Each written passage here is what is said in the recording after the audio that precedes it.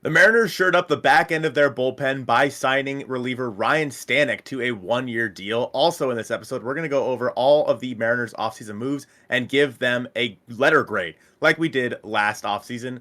I think this offseason might be a little bit more interesting than last offseason. Thank you guys so much for watching episode 68 of the Hit It Here podcast, part of the Bleav Network, the Max Povsey episode of the Hit It Here podcast. And I'm here with Joe. Joe, how are you? I am feeling very good about the Mariners bullpen, the insurance policy of Ryne Stanek. It's a good signing as a whole just for this team and how the bullpen's looking right now. When it's fully healthy, it's going to be unreal. But right now, he's definitely like your third best reliever available, I would say. You've got On opening day. On opening day, yeah.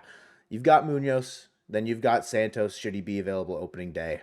And then Stanek is probably your third guy out of the pen there because obviously Brash. And then even the idea of maybe Santos not being ready for opening day. Stanek is a guy that you could probably have him feed to Munoz at the back end of the game if you needed to. And then we got news about Jackson Kowar, like potentially not, being super, super duper healthy.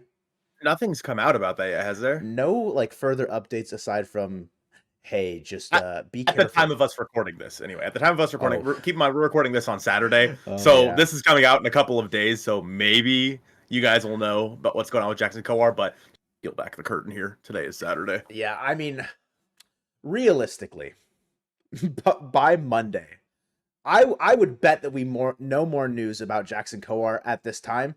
Quickly, a word, though, from BetOnline, of course. It is March, and that means one of the biggest sporting events is about to get underway. Spring training for baseball is here, baby. I'm kidding. March Madness, you guys all know. If you are a sports fan, you likely make some sort of bracket, some sort of prediction for March Madness. You want to do something a little bit more with it, maybe place a bet on it. The place to do it is obviously BetOnline. BetOnline continues to be your number one source for all your basketball wagering needs, including pro and, like I'm saying, college hoops throughout the year. Specifically the month of March is a banger. If you want to pick that round 13 and 14 seed upset, that's the time to do it. Whoever's getting upset this year, place that bet on BetOnline. They've got up to the minute odds, stats, and trends so you can follow your favorite team's path to the playoffs or through into the Sweet 16, if you will, with in-game live betting contests and all the best player props available. And remember, head to BetOnline today to become part of the team. And remember to use promo code Bleav, BLEAV, for 50% off welcome bonus on your first deposit. BetOnline. The game starts here. Hey, I'm here to interrupt the Hit It Here podcast. So obviously we recorded that on Saturday, and then Sunday was when we got news about Jackson Kowar needing Tommy John. So the Ryne Stanek signing is even more important. So if some things that we say in this feel a little out of place because we didn't know about Kowar and his injury, that's probably why. Stanek is 10 times more important now, I feel like, than previously when we weren't sure about Kowar. We absolutely needed to sign Ryne Stanek at this point in time, and whatever grade we end up giving to the Jared Kelenic trade with the Braves that we acquired Kowar in, just pretend like it doesn't. I don't want to cut it out because it's pretty important, but just know any grade that we say is likely now different and probably worse because getting two guys back that need Tommy John in a trade there's no way you can grade that as a good trade. I will say I am maybe hopelessly optimistic about Kowar and his ability to return because, a guy, I don't say Kowar has this level of ability within him, but Munoz was a guy that we got in a trade and he needed Tommy John, and then he got Tommy John, and now he's been lights out for the Mariners, right? There's been a little bit of injury bug here and there for Munoz, something kind of holding him back here and there. If Kowar has a very healthy, successful Tommy John surgery, 2025, Jackson Kowar, he could factor into the bullpen just as much as we thought he might in 2024. Need to give it some time, but unfortunate news that we learned about Kowar on the heels of the Ryne Stanek signing. So Ryne Stanek was signed to a 1-year, $4 million deal with escalators. What was it? It was up to $6 million, I up believe. to $6. Okay. I feel like that's like the price tag is I don't want to say it's a little bit more than I would have expected because Stanek has been good for the last 3 years in Houston. So maybe the escalators that we're paying onto there, it's part of like maybe like the Astros secrets that we're receiving. Maybe that's part of the package here in his contract. Like you must reveal all the secrets. But in 2021, in his first year with Houston, he had an ERA plus of 126 over 68 and a third innings with a 3.42 ERA. 2022 is the big one though. In 59 games, 54 and two-thirds innings pitched, he would have been the Casey Sadler, the Eric Swanson, like the Drew like 3.33 ERA plus. Dude was an absolute animal for the Houston Astros in 2022. It's gross to kind of say that and be excited about it for a guy on the Seattle Mariners now, but let's just, forget that he was an Astro for the last 3 years because now he is going to be pitching for your Seattle Mariners. Colton, last year, it was a step backwards, I would say, but he was still above league average, a 103 ERA plus, a 409 ERA. He is entering his age 32 season. This guy, although relievers can be volatile, feels like he's a pretty stable force. Especially when you're throwing him in with the Mariners pitching lab. I mean, they're really good at finding the one thing that you're good at and having you do that. And all of a sudden you're like, oh, shoot, I'm good again. And I think that they can do that with Stanek, whether that be his nearly 100-mile-an-hour fastball. I feel like that's what they're going to rely on, is that 100-mile-an-hour fastball up at the top of the zone. If he starts throwing that more and maybe he can find his way back into 2022 form, then this is a hell of a deal, in my opinion, for the Seattle Mariners for 2024 because they need it right now with the possibilities of Brash and Santos being out along with Kowar and whatnot. If everyone gets healthy, this bullpen is probably the best in baseball, especially if Stanek returns to form. I think that when you're looking at a deal like this for Ryne Stanek, it's, $4 million. Okay. I would have assumed personally that he was going to get like 1.5 or something like that, just because it's March, 7th when they signed him and he hadn't signed with the team yet, and I figured that maybe he'd kind of lower his asking price, what have you. But I mean, maybe there were other teams in the bidding and the Mariners were like, we kind of need to go out and make this move. So they outbid some other teams. We're not obviously ever going to know. I think that adding Ryne Stanek is a very good thing for this Mariners bullpen. And I think that if they can turn him into what he was, I mean, even if he is what he was last year with the Astros, that's not terrible. Maybe not worth $4 to $6 million. I'm assuming if he was as he was last year, he's not going to get that $6 million. Mm-hmm. For a team like the Mariners that didn't necessarily have a whole lot of money to play with, I find it interesting to see because what does that mean for the rest of 2024 in terms of what kind of money they have to throw around? I don't know. We'll just have to wait and see about that. If I had to grade this deal, I would give it probably a B plus or an A minus, just because it's a 1-year deal, it's cheap, and you needed to shore up that back end of the bullpen. I think that, I am always okay with 1-year deals, so this one is, more than fine by me.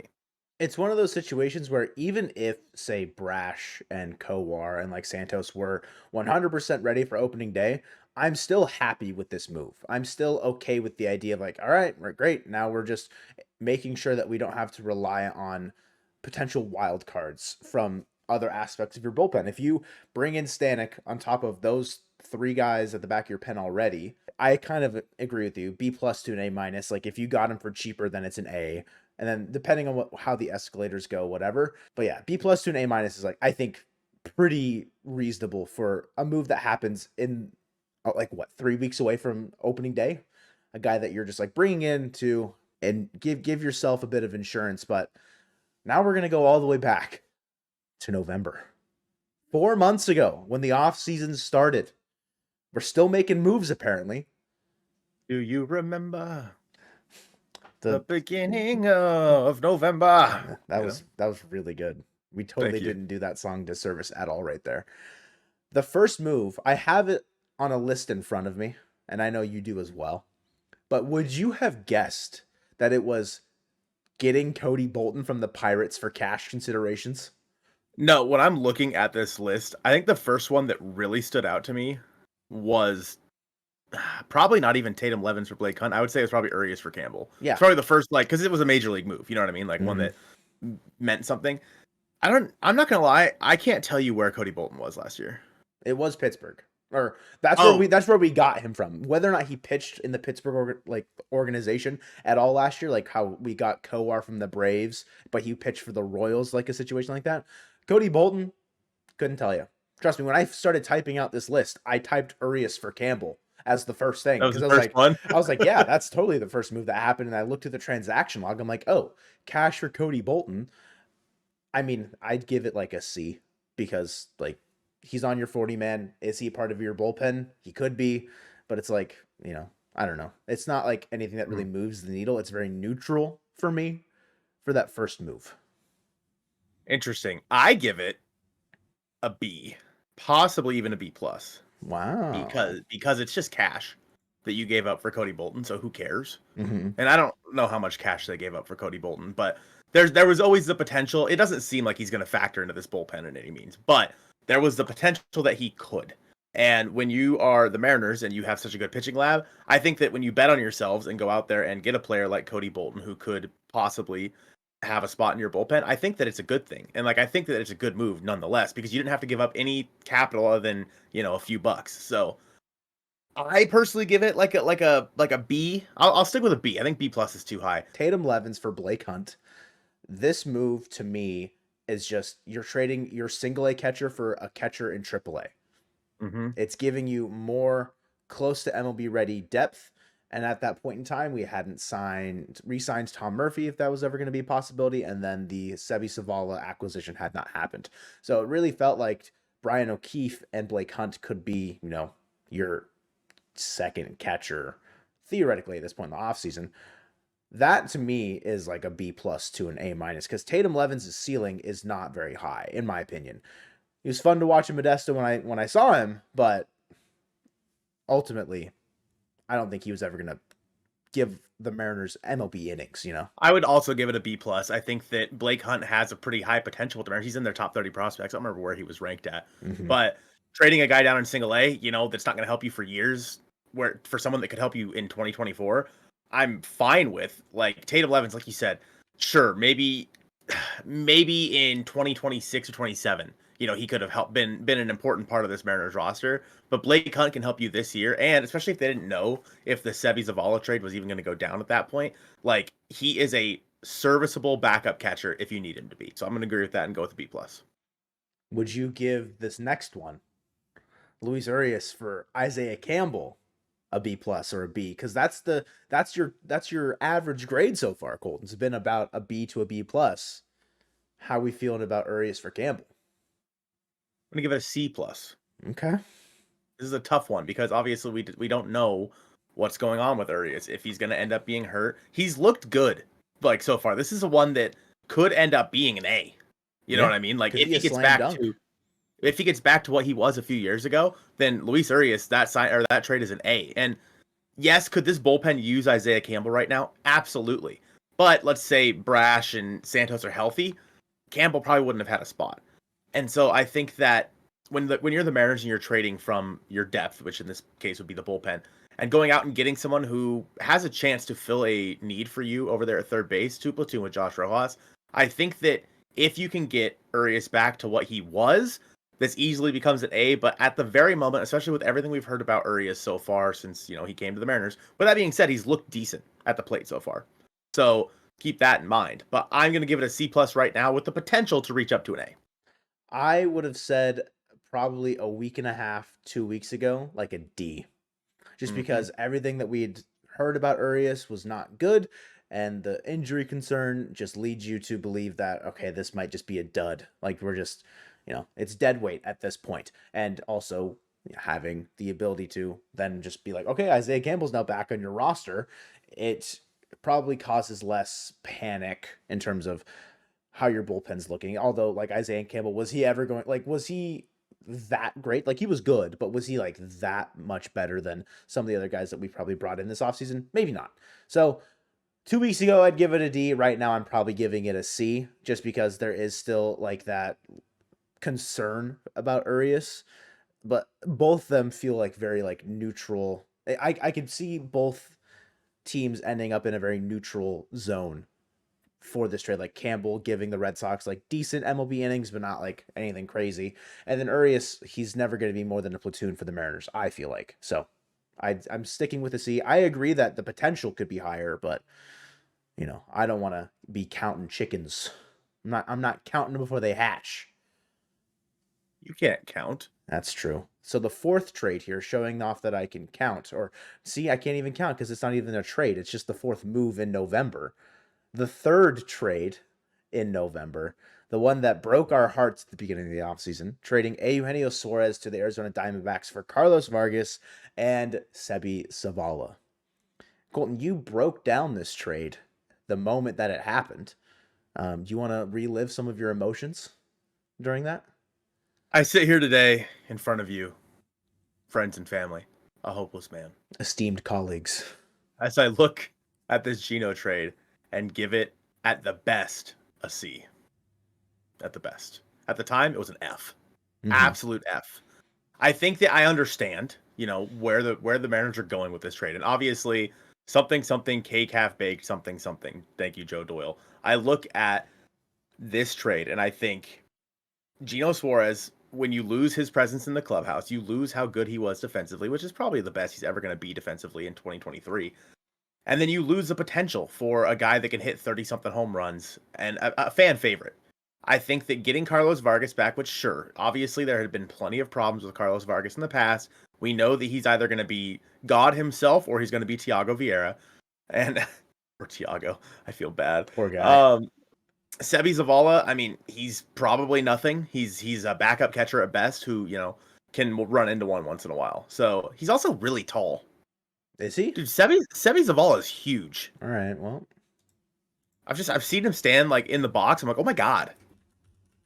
He's a giant. Anyway. I think that, there's no way he's 5'11", you're saying that. There's no way he's 5'11", and you're saying that. I googled Seby Zavala height. He's 5'11". Do you mean Blake Hunt? He's 6'3". Cal Raleigh's 6'3". Is Seby out there playing in heels? Does he got 6-inch heels out there and you just don't know it? I swear to God, he looks gigantic out there. Whatever. Back to the task at hand, Joe. I'm sorry. We have a job to do. All right. I'm sorry. God. Why can't you just take my word for it once in a while? Shoot. I never will ever again after that all call. Right. I despise you. We're taller than he is. That's true.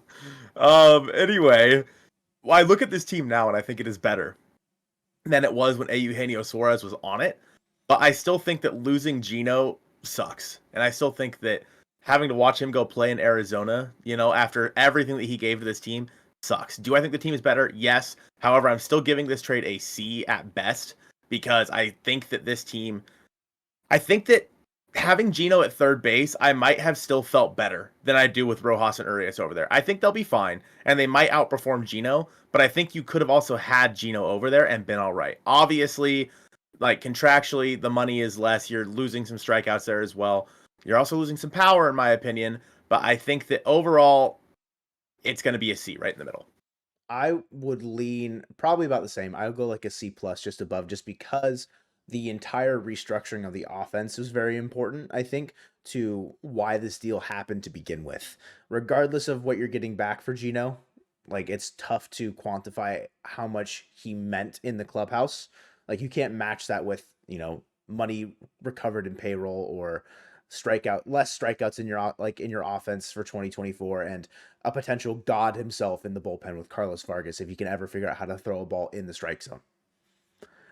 It's hard to measure the good vibes, how much they will be missed, but I will give this a C+. I could see the idea, but I don't necessarily love the idea.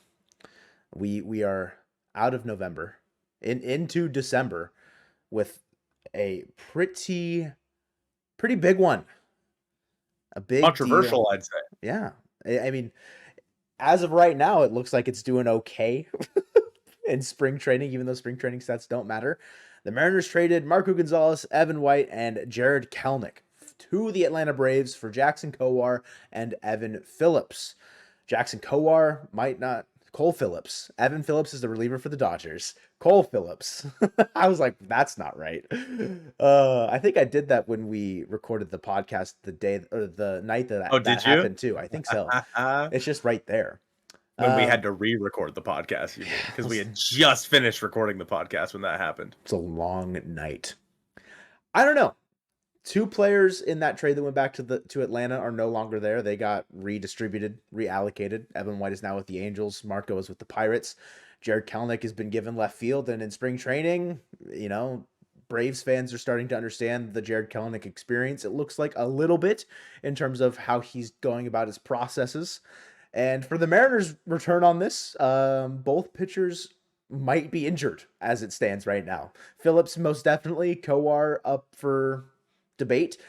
Kowar's looked good in spring, but whether or not we see him on opening day, it's I don't know. I don't even know how to grade this.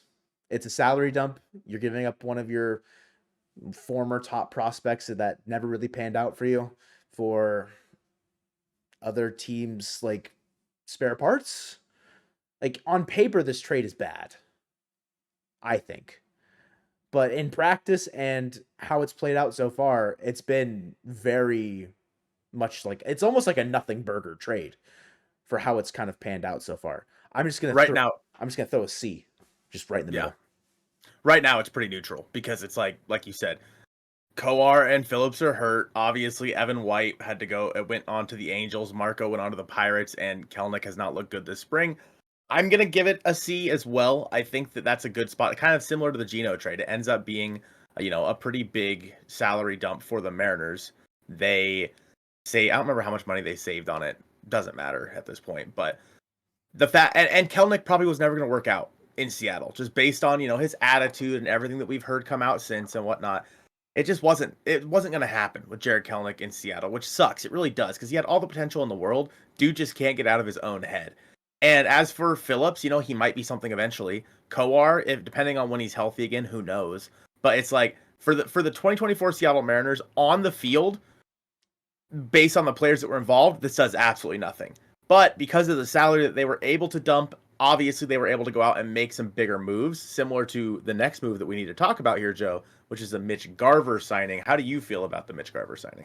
So far, that's a slam dunk. That is dangerously approaching A+ territory for me because he could it was a week ago where I was talking about last podcast, or maybe it was on stream, how I was worried about how Mitch Garver just hasn't really done much aside from the first home run, kind of was like in a dry spell.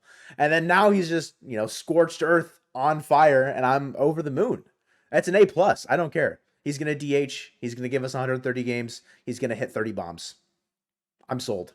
I have drank the Kool-Aid on Mitch Garver. What are you grading it an A+ then? Yes. All right. Sounds good. I'm going to grade it a B+. Wow. Coward. I think that, especially because they were able to get him for, a third year option, I think was pretty big. Mitch Garver as your everyday DH, it does limit you. We know that. Obviously, Mitch Haniger is now going to have to play the field every single day. We know that at this point. It's going to be hard to get guys like Julio days off their feet, or at least not out in the field. So it does hamstring you in that regard, but you added one of the best home run hitters in all of baseball to your team per home runs per at bat for what was it, $11 million? Excuse me. For 11-ish million dollars. I think that adding Mitch Garver to the middle of this lineup is going to do wonders for this team. And he also is really good at controlling the strike zone, which the Mariners like.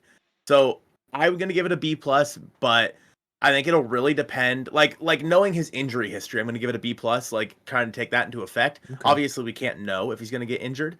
If he doesn't get injured, I could easily see this going up to an A+. But as of right now, just with the slight injury concerns, I know he's not going to catch as much and whatnot, but still, with the slight injury concerns, I'm going to go ahead and give it a B+ instead. Coward. I'm just kidding. The next couple of moves coming off the Garver signing, there seemed like there was a couple we were riding hot. Jerry and Justin were doing pretty good here. I think technically on the day, the first trade that happened was the Robbie Ray for Mitch Garver. Whoa. Mitch Haniger and Anthony DeSclafani and Cash. That was the first trade that happened on that glorious day. As it stands, right? Robbie Ray was going to pitch for us until end of July, early August. Haniger wasn't going to, I don't know, the vibes are just off with him in San Francisco. He's talked about in spring, in that first in-game interview. Like, it's nice to feel wanted is a phrase that he said, which sucks for him. Thinking about why he probably went to San Francisco last year, because that's his home. That's the hometown team. That's the hometown guy, Mitch Haniger, going to the Bay Area to play baseball, and I'm sure it was a nightmare situation for him and how it played out, which is unfortunate. And we know his injury history. We know that concern. Obviously, DeSclafani is no longer part of this team, but at the time, evaluating him as our sixth man, like rotation wise, felt like it was pretty sound. But the contract was a little bit expensive for him. But we did get cash back, so it was a cash neutral deal. Cash neutral deal. Whoa. I'd give the Robbie Ray trade probably like a B, like a B to a B minus. Like I will err on the side of caution to the fact that maybe Robbie Ray can return to form to an extent, and that Mitch's injury history is tough. I think I'm kind of right there with you. I'm going to give it maybe like a C plus to a B minus. I'll kind of go back in that range just for the simple fact that Robbie Ray could end up returning to form, especially going back to the National League. And with Mitch's injury concern, there was really no money saved in this deal, so whatever. I think that having Mitch Haniger back is always going to be an A in my book, like getting him back. But losing Robbie Ray, a guy who's apparently been very vocal in that clubhouse, a big leader in that clubhouse, as well as the potential of him being slotting in, like he is on his best days probably a solid number 2. And so losing him, especially after how good he looked in spring training last year, sucks. Anthony DeSclafani, whatever. We'll talk about him again in another trade here pretty soon. Mm-hmm. I think that this deal overall, the only reason that I would give this like a higher grade than you did would be if Robbie Ray just doesn't come back very well. If Mitch Haniger stays healthy and the Mariners use the money in the next couple of years they save from not having Robbie Ray to go out and make a big move, and whether that be a bunch of little like important moves or one big move, I'm not sure, but you basically save yourself $20+ million by not having Robbie Ray on your team next year. So it's one of those ones where it's hard to say. It's hard to grade because we don't know yet. Like, it's easier to grade some of the ones like the Mitch Garver signing because boom, you know what you're getting for the most part. Yeah. But looking at this trade, there's so many what ifs in the air that I can't grade it any higher than probably a B minus. There's so many other things that could happen with this trade that it's hard to kind of like settle in and be like, yeah, this is where I feel comfortable giving it this grade. But this next trade, Luke Raley for Jose Caballero, it feels pretty finite in what you can kind of grade out of it because it's 1-for-1. That's pretty much it. It's two pretty, I want to say pretty old, but like, because they're not that old. Guys that are making their debut, making their first impact really at the major league level, kind of late into their professional careers age-wise. Like Luke Raley was 29, right? 29. Caballero's like not young. 27, yeah, like 27, 28, something like that. And Caballero was playing a position that the Mariners really didn't need the depth at, and made a trade for a position that they definitely needed the depth at. So I give it probably like an A minus. This feels like it could have been like the biggest steal of the offseason should Luke Raley come in this year and put up similar numbers like he did with Tampa Bay. But that's always the biggest question mark is why is Tampa Bay trading this guy? I think, yeah, because Luke Raley obviously strikes out a lot. We know that. What was he running, like a 30% strikeout rate or something like that? Or yeah. Maybe it wasn't that high, but it's close to it. Trading Jose Caballero, whatever. You know what I mean? Like I that doesn't bug me at all. I mean, obviously he was a good guy to have on your bench. I probably would have rather have had Caballero on the bench than Sam Haggerty. But at this point, I don't even think that Sam Haggerty fits in to the mix anymore. Like I think Samad Taylor takes that job at this point. Wow. I feel like he should. New Samad kid Taylor on the block.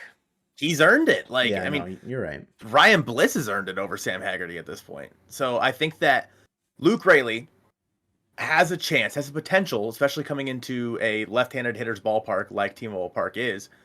Hey, man, just go out there and smash. He's probably going to bat like what?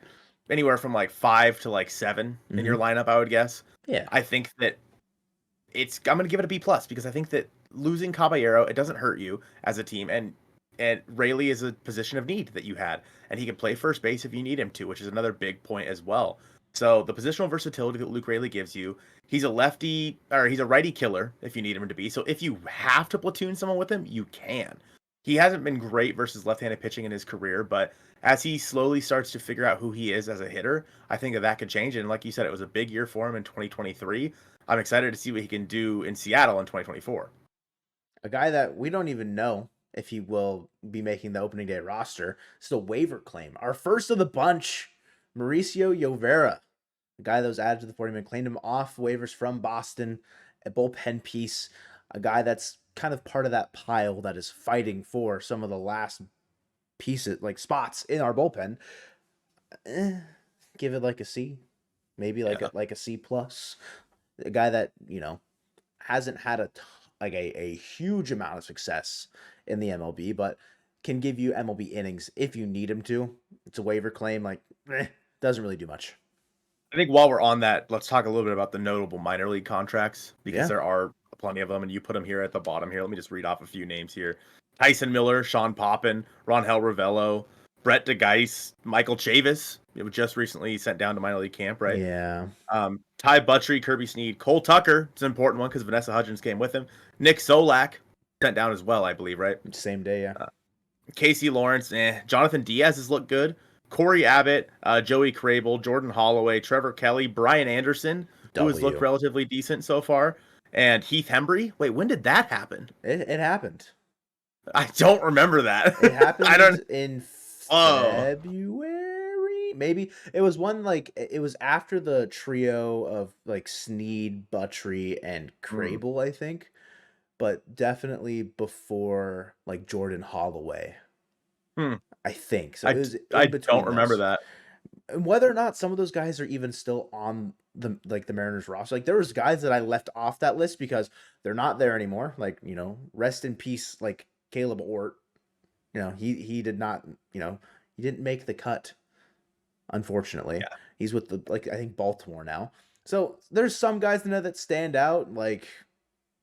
Brian Anderson's looked, I'd say, a lot better than people might have expected. One, because he kind of got to spring training late. It was a very spur of the moment kind of last minute thing because Luis Urias concerns kind of caused that one.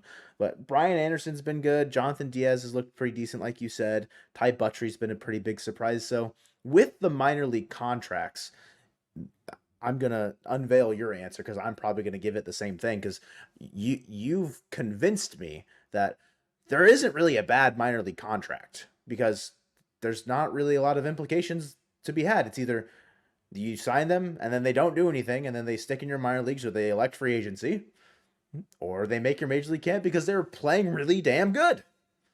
Last year we signed Colin Moran and he played in Tacoma, I think, the entire year. And we never needed him, but he was there if we needed him to. I think that's where I'm going to go with Mauricio Llovera as well. I'm just going to lump him in with that as well. Yeah, I'm going to give it all an A+, all of it. Wow. And the same thing with the international draft, which is the next thing we're going to talk about here. True. The international draft as well, A+. You added a bunch of guys, see what you got. Mm-hmm. Cool. Obviously, the international draft's a little bit different because these guys aren't going to affect you in 2024. But you added 2 guys from the top 50 international prospects, A+. It's all just a big dice roll that you don't know what you're going to land on, but you might hit a Yahtzee. Yep. This is a sick metaphor. So up next, Austin Voth or Austin Voth. I don't know how to actually technically pronounce it still. That's how I say it, is Voth, yeah. And we got him in January. We are 2 months in and we still do not know how to pronounce man's name. We need to hear it on the broadcast, whether or not even they know. They say both. Oh, they say both? W. I'm going to say both then because they know what they're doing and we do not. 1 year, $1.5 million. It just is the Trevor Gott deal from last offseason. Would I have given the Trevor Gott deal an A? Or because looking back on it, he pitched for us for a half a year and then we sent him packing. Is Austin Voth in the same boat? I'm not sure. I'll give it a B. He gives you, I think, potential long arm out of the pen is the phrase I wanted to say. And he's a local guy. So, B+ since he's a local guy. I'm going to go with an A- for Austin Voth just because he can give you a spot start if you need him to. Yeah. Whereas with Trevor Gott, you weren't going to have him start a game, maybe as an opener. Mm-hmm. But Voth can come in, Voth. I said it both ways, whatever. He can come in and give you, 2-3 innings if you need him to at the beginning of a game. I think that at $1.5 million, there is no possible way that contract could come back and bite you in the butt. There isn't, unless dude is I don't know. I'm not going to come up with weird scenarios here. Uh, there's no way it Whatever comes that back means. and bites. Yeah, there's no way it comes back and bites you in the butt. Let's move on here. Okay. Let's get out of there. We're going to talk now about the Jorge Polanco trade, where the Mariners sent Justin Topa, Gabby Gonzalez, Anthony DeSclafani, Darren Bowen, and Cash to the Minnesota Twins for Jorge Polanco. Obviously, Polanco is going to be the Mariners' new starting second baseman. Seems like he's a fun guy to be around. Everybody seems to love Polanco so far. I'm going to give it a B. A B. I'm just going to give it a flat out B just because Uh-huh. losing Justin Topa sucks, especially with all the injuries the Mariners currently have in the bullpen. Losing Justin Topa is kind of an L. Gabby, of course, was one of the Mariners' top prospects. Darren Bowen we had in the top 30 as well. And Anthony DeSclafani was the guy that you could have, as your sixth guy as well on the starting rotation. And Cash, I mean, whatever. For getting a starting second baseman who has the potential to hit 20-plus home runs, a guy who has been relatively consistent throughout his entire career, I think that this is a good move, which is why it's getting a B. I could see it going up to a B plus depending on how well Polanco plays this year. Mm-hmm. Again, I think that he was kind of like the big finishing touch to this roster. Obviously, there's more things that happen, but that was like the big one that's like, okay, this offense is now set. This offense now makes sense. And so I can't give it anything less than a B. I think the only thing that you can really worry about is like the second base curse that has been seemingly placed on the Mariners franchise ever since Robinson Cano left, because we tried it with Adam Frazier, and it seemed like a guy that I would describe Frazier, Wong, and Polanco as not like super similar players, but like second basemen that can be competent at the plate. Like Frazier was a very good contact first second baseman when he arrived in Seattle. Just didn't work out. Colton Wong had no trajectory of failure like what he saw happen to him in Seattle. You're talking about Polanco being very consistent. I agree with you. And I agree that the power potential is there as well from second base. Like, he could pop 20 if you need him to, or if he wants to. Maybe not if you need him to. You always need him to, but like whether or not that happens, baseball's hard. It's just, It's so hard to not worry about another failed second base acquisition in my head, but I'm going to side with you and say a B, because I have faith in Jorge Polanco and I like the vibes that he's bringing. Next is a guy that I have kind of already mentioned, and that's Samad Taylor. He was acquired for a player to be named later. I don't think that's come out yet, has it? It's gonna be. You want to take a shot in the dark? Who it's gonna be right now? Oh God. Okay. My pick for PTNBL is. That's too hard. Samad Taylor. We acquired him from Kansas City. I'm moving on from the player to be named later. I don't care anymore. Okay. It's not going to be a Prelander for Donnie Walton situation. That's not going to happen. It's not. There's no shot that happens. The Mariners are too good. Bet you it's a player in the top 30. You think so? Like 20 to 30 range, but still. Okay. We'll come back to that. We'll bookmark this one here and we'll see when it happens. So anyway, Samad Taylor, I'm gonna give it like a B. It really does depend on the return. It really does. But True. I've liked what I've seen out of him so far. Obviously, the positional versatility for Samad Taylor is very, very important, which is why I think that he is going to kick Sam Haggerty off of this opening day roster in a few weeks. I think that Samad Taylor has earned his way onto this Mariners team. He's incredibly fast. He can play center field if you need him to. I'm all in on Samad Taylor. Again, this grade wholeheartedly depends on what the Mariners send back, which I think was why you're saying that we'll come back to it, but I'm not scared.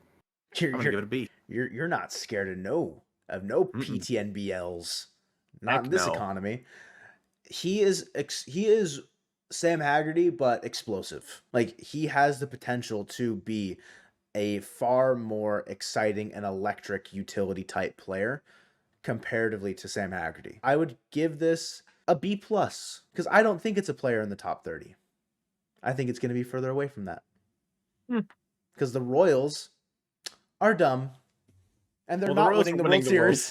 So it's not going to happen. I did. Speaking of which, you guys haven't done the Jage page predictions on his Twitter. Go do them. I did it. I picked the Royals to win the Central. You're such a Royals shill. Speaking of the Central, the Mariners made a trade with the Chicago White Sox. Great Really, really good segue, Colton. Thank you, Joe. The Mariners made a trade with the White Sox, acquiring Gregory Santos for Prelander Baroa, Zach DeLoach, and a draft pick, which was what, like compensatory round B or something like that? I I don't think know. it was the 69th pick. Nice. Yeah. Nice. For Gregory Santos, I give this trade an A. It has the potential to be the best trade of the like maybe I was gonna say best move of the entire offseason, but it very well could be as well. You're getting a legit back end elite reliever in Gregory Santos for what you needed Prelander to be. Like you're trading your prospect for the real deal right now. And Zach DeLoach, like you've got Cade Marlowe, you've got Taylor Trammell, you've got guys that can fill out that. The draft pick, realistically, the draft pick could be the one that matters the most at the end of the day, Mm-hmm. and we'll never know how well the White Sox even good at drafting? Are they good at identifying talent through the draft? No. So that pick going to the White Sox, I'm not even that worried about it either. It's the injury concern a little bit because he finished the year on the IL last year for the White Sox and might not be ready for opening day, but Scott has said he expects him to pitch in April. So he misses out on what, 6 innings, like maybe 6 appearances next, like in 2024. This is an A. I don't want to say the easiest A because I was shouting about Mitch Garver earlier, but it's like a close second to the easiest A I will give during this. If he's healthy and the rest of the guys in the back end of that bullpen are healthy, it is the best bullpen in baseball, no doubt in my mind, to pair with the best rotation in baseball. There is no two ways around it. Like the Mariners pitching staff, if everyone is healthy and pitches to their potential, is the best unit in the entire game, and there's no one even close. That brings us to a couple of waiver claims here. The first one being Colin Snyder. Sure. A B plus, I guess, but whatever. I don't care. Doesn't matter. If he makes, part of the opening day roster or any appearances throughout the year and he does anything good, great. If he doesn't, goodbye. He's JV Bukowskis. Same thing, I think, with the next one, Levi Stout. Except you've probably got a little bit more potential there because he was once with your organization. He's coming back, maybe hungry to get back to his previous, prospect prominence with that he lost with the Reds. He felt that he lost direction within the Reds organization. Levi Stout, he's your 7th starter probably now behind Emerson Hancock. And, if he's so far he's looked fine in spring training, like there's no complaints.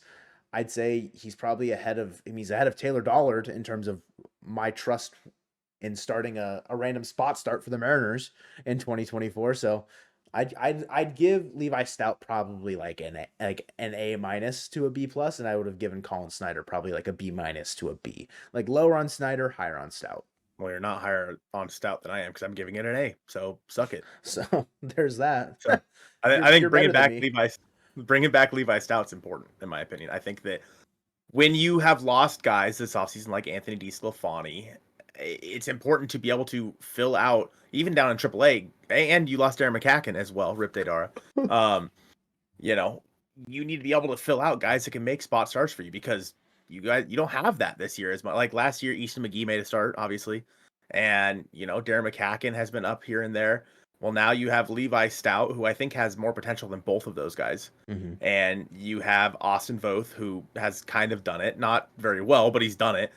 So I think that if you're the Mariners, bringing back Levi Stout, a guy who has high potential but has fallen off with the Reds, it just helps with when you trade him to the Reds in the first place. It's like, okay, well, we got him back. So sucks to suck, Reds. Chills. We win.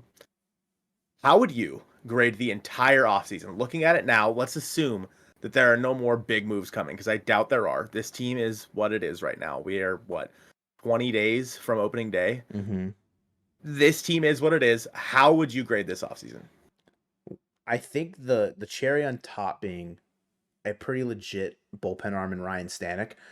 I would have probably given it like a B minus to a B. I'm giving it a pretty like safe B plus. Honestly.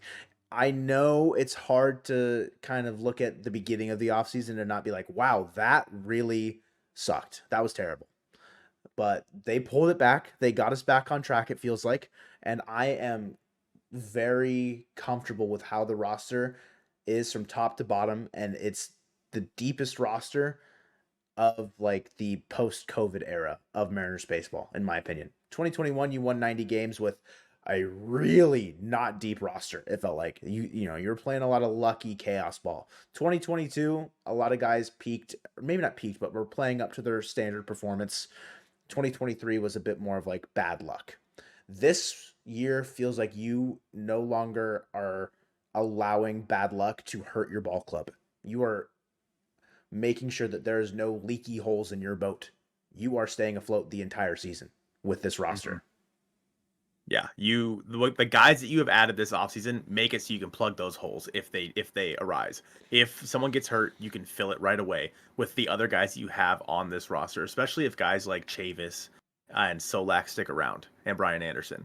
Like, then that just even makes you an even deeper team. And Julio Rodriguez said it himself when he was being interviewed after the game on Saturday.